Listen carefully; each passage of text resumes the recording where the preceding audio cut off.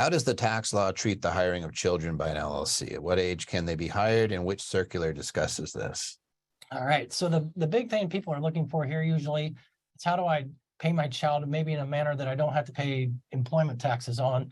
And that's when they're under 18, no Social Security, no Medicare taxes on those, but they must be paid by an LLC that's owned by mom and dad, if it's a disregarded LLC or a partnership, and they have to be paid as W-2 employees. So it's really critical to hit this.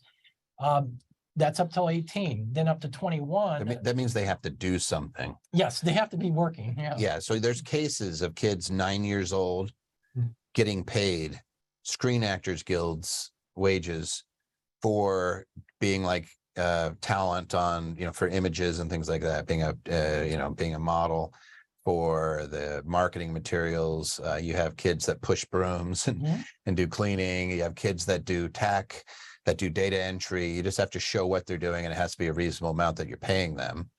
And then if it's a sole proprietor, which could be a disregarded LLC or a partnership, then you have no withholding if they're under 18, right? If they're paid as W-2 employees, that's correct. You can't 1099 them.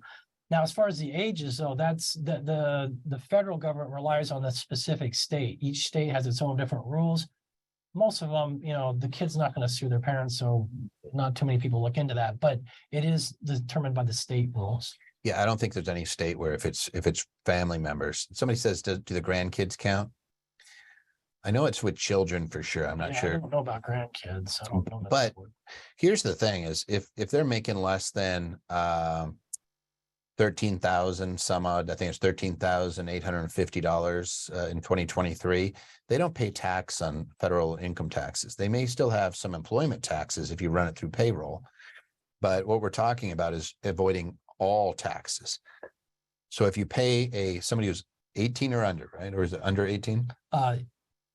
18 or under. 18. Sorry, no, 17. So it'll be 17. So it's under 18. So when you hit the age of majority, now we have to worry about the employment taxes, period. But the federal income tax is going to be next to nothing if you're paying these kids. Like, let's say you're $10,000 a year, then normally you have to pay their tuition, and you had to pay their tuition, and you're in the aggregate tax bracket of, you're 32%. You're going to have to make over $15,000 just for federal income tax purposes to be able to pay their tuition at $10,000. If you just pay that kid the money, even if they're over 18, like, we're not worried about the employment taxes here. I'm just saying, if you just pay them, even through payroll, it could be a C Corp, S Corp, whatever, pay them and let them pay for their tuition with the money that they earn. They may not be paying any federal income taxes. Then the employment taxes don't seem so bad. Your aggregate amount of employment taxes between an employer and an employee after deductions is about 14.1%. So you're paying a total of 14% on money, where you would be paying in some cases 37 plus 30. Yeah, because you have employment taxes too. So 40+%. So that's what you're doing, is you're saying, hey, I'm just going to be able to get much better tax treatment here if I let the kids pay for their college and things like that than me doing it. Something says if flipping is like selling pizza. Oh, somebody's going back to that. 37 and 15. Does that mean my aggregate tax amount is about 52%? It can be pretty high. It's not going to be quite there, but it's going to be pretty darn close. If you're at 37%, you've actually phased out of the old age disability and survivors portion of Social Security, which is right around 147,000. So if you're at 37%, means you're making a lot more money than that. Then you're looking at 3.8%, 2.9 plus there's an extra 0.8, so about 3.8%. So you're really looking at just over 40%. Yes, and that could be state too. Could be state, but Claire, that's why you use an S Corp or a C Corp when you're flipping, because we want to be able to minimize that. So, and get some of that money into a 401k or get it into another business.